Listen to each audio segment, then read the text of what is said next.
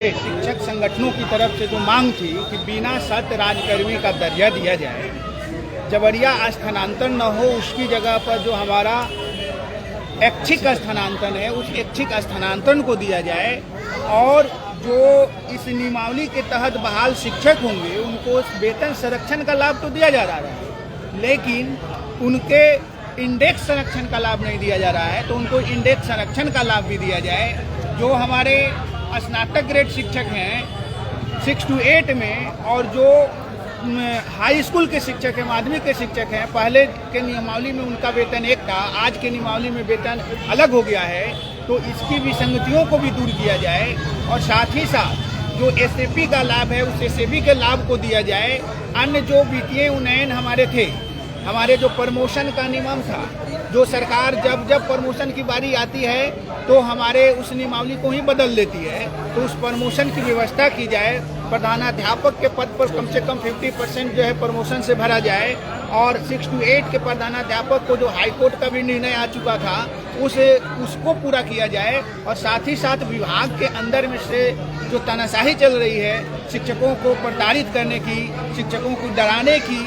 और उस प्रताड़ना को बंद करवाया जाए। और जो हमारा टाइम टेबल है, सारी बातों पर आज बहुत ही विस्तार से वहां पर बातचीत हुई है। सभी संगठनों के प्रतिनिधियों ने अपने तरीके से उनके सामने अपने दर्द को बयां किया है और माननीय उप मुख्यमंत्री जी ने बड़े धैर्य के साथ हमारी बातों को सुना है। हम कह सकते हैं कि यह आंशिक रूप से सकारात्मक बातें हुई है। उन्होंने 2 दिन का वक्त लिया है विभाग में और माननीय वो मुख्यमंत्री जी से इस पर वार्तालाप करके, और इसमें क्या समाधान हो सकता है उन्होंने इस बात को कही है। अब देखना है कि ये जो उनका आश्वासन है ये आश्वासन मात्र ही है या फिर सचमुच में वो संजीदगी के साथ इन समस्याओं को हल करना चाहते हैं। लेकिन जिस तरीके से भारतीय जनता पार्टी पिछले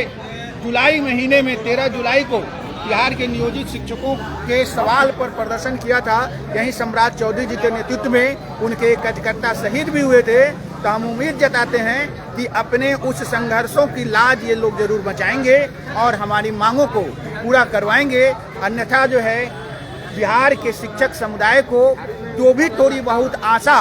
और इन पर आस्था बची होगी भाजपा पर और हमारे माननीय मुख्यमंत्री जी पर, वो आस्था समाप्त होगी और इसका जो है बहुत बुरा परिणाम होगा। अभी बिहार के शिक्षकों में जो उबाल है, आक्रोश है, हम सब ने देखा कि किस तरीके से विभाग के सारे फरमानों को धत्ता बताते हुए 2 लाख से अधिक शिक्षक पटना के धरती पर पहुंचे हैं और बहुत कम शिक्षकों ने फॉर्म भरा है। इस स्थिति में ये कहीं न कहीं उनके आक्रोश का इजहार कर रहा है। और जिस तरीके से आप देख रहे हैं कि एक ही एजेंसी जो आरटी एक्ट एनसीटी के मापदंडों को पूरा करने वाले, इस बात को हम लोगों ने वहाँ भी रखा कि ये जो नैरेटिव गढ़ी गई है कि शिक्षक जो है योग्य नहीं है, तो आप जानते हैं माननीय उप मुख्यमंत्री जी कि किस तरीके से आपने भी बिहार विधान परिषद में हमारे टीईटी एसटीईटी के बैनर को लेकर के खड़े हुए थे और आपने कहा था कि टीईटी एसटीईटी के शिक्षक योग्य हैं और आप जो है यहाँ पर हम सबको एक समान करके जो है तो पीस रहे हैं। तो न सिर्फ हम टेट स्टेट के शिक्षक ही, बल्कि जिन्होंने दक्षता परीक्षा दिया था उनका भी सेवा जो है 60 साल की सेवा है। कोई भी माई का लाल जो है इसे हमें जो है नौकरी से हटा नहीं सकता है, और ना ही जो है परीक्षा फेल करने पर, और ना ही जो है हमें जो है जबरिया स्थानांतरण किया जाए। इस बात को उन्होंने सुना है। हम लोगों ने स्पष्ट कर दिया है कि जब तक आपकी बातें माननीय मुख्यमंत्री जी से और शिक्षा मंत्री जी से नहीं हो जाती है तब तक तो हम लोग शांत हैं, धैर्य के साथ आपकी